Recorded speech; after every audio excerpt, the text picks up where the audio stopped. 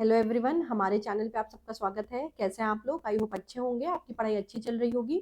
तो जैसा कि आपको पता है कि हम रोज एक टॉपिक लेते हैं और उस पर डिस्कशन करते हैं, और ये वैसे टॉपिक्स होते हैं जहां से क्वेश्चन आने की प्रोबेबिलिटी आपके एग्जाम में बहुत ज़्यादा होती है ना। और ये वैसे टॉपिक्स होते हैं जिनको हम जितना ज़्यादा रिवाइज करें उतना ज़्यादा वो हमें याद रहता है। अगर हम इनका रिविजन नहीं करते हैं तो भूल जाते हैं, है ना। तो इसी क्रम में आज हम देखेंगे अंग्रेजी शासन के दौरान जो प्रमुख विद्रोह हुए थे उनको हम देखेंगे, और उनका ईयर और विद्रोह का नेतृत्व किसने किया था, उसका स्थान क्या था, ये करेंगे। ये ऐसा टॉपिक है जो आपके हर एग्जाम में किसी ना किसी तरीके से पूछा ही जाता है। ठीक है, तो सबसे पहले हम जल्दी से इसका कारण देख लेते हैं कि इन विद्रोहों का प्रमुख कारण क्या था।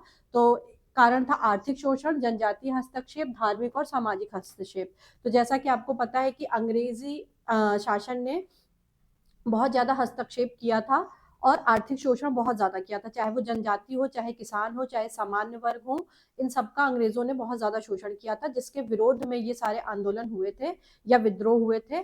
तो आर्थिक शोषण में एक प्रमुख कारण ये था कि ये बहुत ज्यादा लगान लगाते थे, और जो साहूकार थे या जमींदार थे वो बहुत ज्यादा अत्याचार करते थे, मनमाना दाम वसूलते थे, मनमाना लगान लगाते थे, जिसकी वजह से लोग इसके विरुद्ध विद्रोह करते थे। इसके बाद अंग्रेज जनजातियों के जंगलों में बहुत ज्यादा हस्तक्षेप करते थे। वो जंगल के कानूनों को और आदिवासियों के अधिकारों का हनन करते थे, जिसकी वजह से जो जनजातियां थी वो अंग्रेजों के खिलाफ हो गई थी और उनके विरुद्ध विद्रोह किया था। इसके अलावा धार्मिक और सामाजिक हस्तक्षेप भी अंग्रेजों ने बहुत ज्यादा किया था। हमारे रीति रिवाज में उन्होंने हस्तक्षेप किया था, है ना, जिसकी वजह से जो सामान्य जन थे वो अंग्रेजों के विरुद्ध हो गए थे, जिसके विरोध में उन्होंने आवाज उठाई। ठीक, अब इसके बाद देखिए, जो सबसे पहले हम आंदोलन देखेंगे वो देखेंगे सन्यासी विद्रोह। ठीक, अब इसमें हमको ये देखना है कि ये हुआ कहाँ था, इसका ईयर क्या है और इसका नेता कौन था। इन वीडियोस को आप कई बार देखिए, कई बार सुनिए, जिससे आपको वो याद हो जाए। तो सबसे पहला हम देखते हैं सन्यासी विद्रोह। इसका क्षेत्र था बिहार और बंगाल का इलाका। कब हुआ था ये? 1760 से 1800 के बीच में हुआ था। इसके नेता थे केना सरकार और द्विज नारायण। ठीक, ये महत्वपूर्ण है, द्विज नारायण किसके? सन्यासी विद्रोह के। फिर होता है फकीर आंदोलन। इसका क्षेत्र होता है बंगाल। ये हुआ था 1776 से 77 के बीच में। ये इंपॉर्टेंट है क्योंकि सन्यासी विद्रोह ये भी पूछा गया है एग्जाम्स में, और फकीर विद्रोह ये भी पूछा गया है। इसके नेता थे मजनून शाह और चिराग अली। ठीक है, फिर वहाबी आंदोलन। इसका इलाका रहता है बिहार और उत्तर प्रदेश का। ये होता है 1831 में। इसके नेता रहते हैं सैयद अहमद तूती मीर। फराइजी आंदोलन। इसका क्षेत्र रहता है बंगाल। ये हुआ था 1838 से 48 के बीच में। इसके नेता रहते हैं शरीयतुल्लाह और टीटू मीर। ठीक, अब यहाँ पे ध्यान देने योग्य बात यह है कि ये जो सन्यासी विद्रोह है इसका उल्लेख वंदे मातरम के रचयिता बंकिम चंद्र चटर्जी ने अपने उपन्यास आनंद मठ में किया था। तो इससे भी क्वेश्चन पूछता है कि आनंद मठ में किस विद्रोह का जिक्र है। ठीक है, तो सन्यासी विद्रोह का जिक्र है, आप ये ध्यान रखेंगे। और ये किसने लिखी है आनंद मठ? ये बंकिम चंद्र चटर्जी ने लिखी है।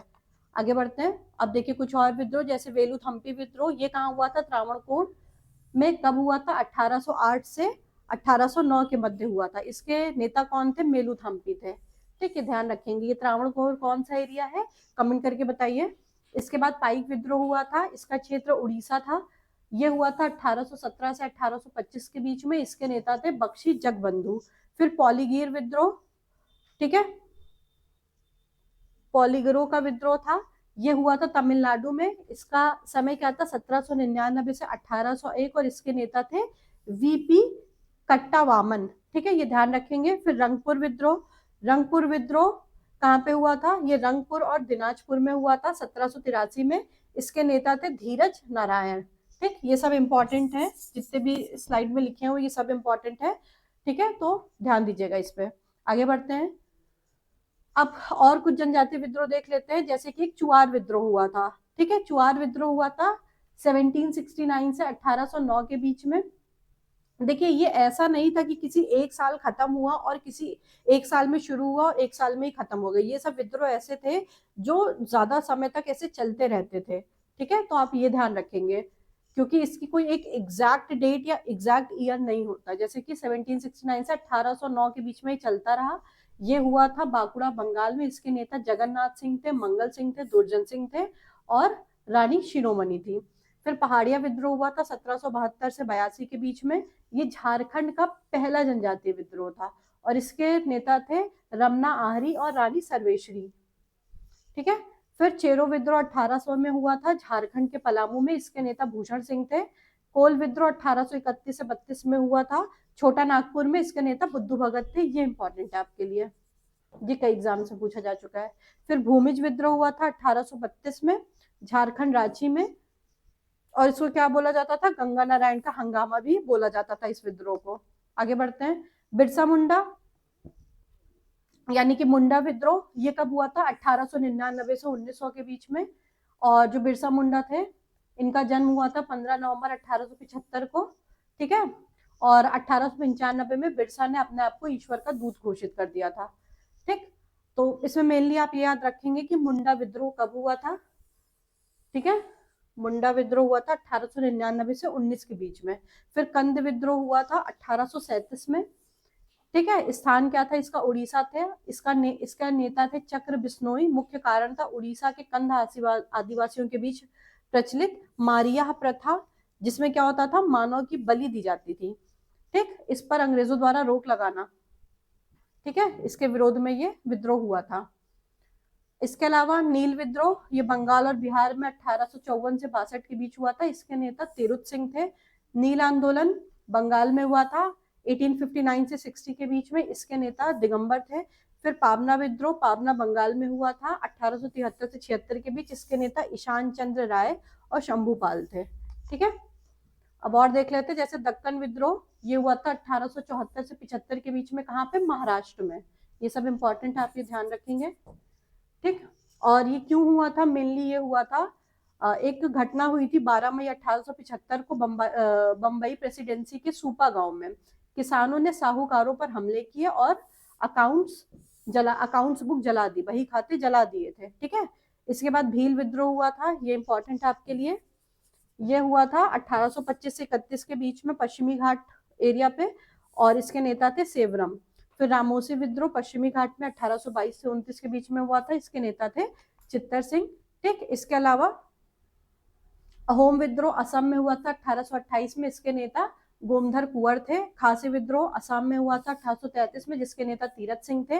और पागलपंथी विद्रोह असम में हुआ था 1825 से 27 के बीच, जिसके नेता टीपू थे। इसके अलावा आप ये ध्यान रख सकते हैं कि अहोम लोगों द्वारा जो ऐतिहासिक कृतियां लिखी जाती थी उनको क्या कहते थे, बुरुंजी कहते थे। ठीक। ये इंपॉर्टेंट फैक्ट है आपके लिए। आगे बढ़ते हैं। इसके अलावा जो मोपला विद्रोह था, इससे प्रभावित क्षेत्र था मालाबार, केरल का एरिया। ये हुआ था 1920 से 22 के बीच में, और इसके नेता थे अली मुस्लियार। फिर रंपाओं का विद्रोह आंध्र प्रदेश में हुआ था 1879 से 1922 के बीच में, इसके नेता सीताराम राजू थे। फिर टाना भगत आंदोलन बिहार में हुआ था 1914 में, इसके नेता जतारा भगत थे। फिर तेभागा आंदोलन बंगाल में 1946 के दौरान हुआ था, इसके नेता थे कंपाराम सिंह और भवन सिंह। फिर तेलंगाना आंदोलन हुआ आंध्र प्रदेश में 1946 में। ठीक है। आगे बढ़ते हैं। कूका आंदोलन पंजाब का है, ये इंपॉर्टेंट है। इसके नेता थे भगत जवाहरमल और उनके शिष्य राम सिंह। भगत जवाहरमल और राम सिंह। राम सिंह ने 1872 ईस्वी में अंग्रेजों का कड़ाई से सामना किया, उन्हें कैद करके रंगून भेज दिया, जहां 1885 ईस्वी में उनकी मृत्यु हो गई। मेनली आप इसमें याद रखेंगे कि कूका आंदोलन हुआ कहाँ था, इसके नेता कौन थे। ठीक है। देखिए, फिर रंपा विद्रोह, ये आंध्र प्रदेश वाले इलाके में होता है। यहाँ पे कोया और कोंडा जनजाति पाई जाती है। रंपा विद्रोह में इन जनजातियों के मुखिया ने मनसबदार परिवारों के स्थानीय अधिपति के विरुद्ध बगावत की थी। ठीक है। इसके बाद कुछ शब्द देख लीजिए, जैसे कि एक शब्द बहुत फेमस है, दामिने को। इसका अर्थ क्या होता है कि 1932 में ब्रिटिश शासन द्वारा भागलपुर से राजमहल के बीच संथालों को बसाने के लिए जो भूमि सीमांकित की गई थी उसको कहते हैं दामिने को। ठीक। फिर मारिया, अभी ये पढ़ाई था हमने कि उड़ीसा के कंद आदिवासियों के बीच प्रचलित मानव बलि प्रथा को क्या कहते थे, मारिया कहते थे। फिर बुरुंजी क्या था, ये अहोम या असम साम्राज्य की ऐतिहासिक कृतियां थी, जिनको किस नाम से जाना जाता था, बुरुंजी नाम से जाना जाता था। ठीक। अब ये देखिए कि जो ये विद्रोह की घटनाएं हुई थी, ये सिर्फ स्थानीय घटनाएं नहीं थी, चाहे वो संथालों का हूल हो या मुंडाओं का ऊल गुलान, इन बलिदानों ने ही 1857 की क्रांति और भारतीय स्वतंत्रता संग्राम की नींव रखी, और कहीं ना कहीं अंग्रेजों को कमजोर करने में भी इन विद्रोहों ने बहुत महत्वपूर्ण भूमिका निभाई। ठीक है, तो ऐसा नहीं है कि सिर्फ जो बड़े बड़े आंदोलन हुए जैसे कि सविनय अवज्ञा आंदोलन, भारत छोड़ो आंदोलन या बंग भंग आंदोलन, सिर्फ इन्होंने ही राष्ट्रीय आंदोलन में महत्वपूर्ण भूमिका निभाई है, बल्कि इन सारे विद्रोहों ने भी बहुत योगदान दिया है, जिससे अंग्रेजों के विरुद्ध लड़ाई लड़ी गई है और फिर भारत को आज़ादी मिली है। तो आज के लिए इतना ही, इसके बाद हम अगला टॉपिक नेक्स्ट क्लास में डिस्कस करेंगे। तब तक के लिए थैंक यू वेरी मच।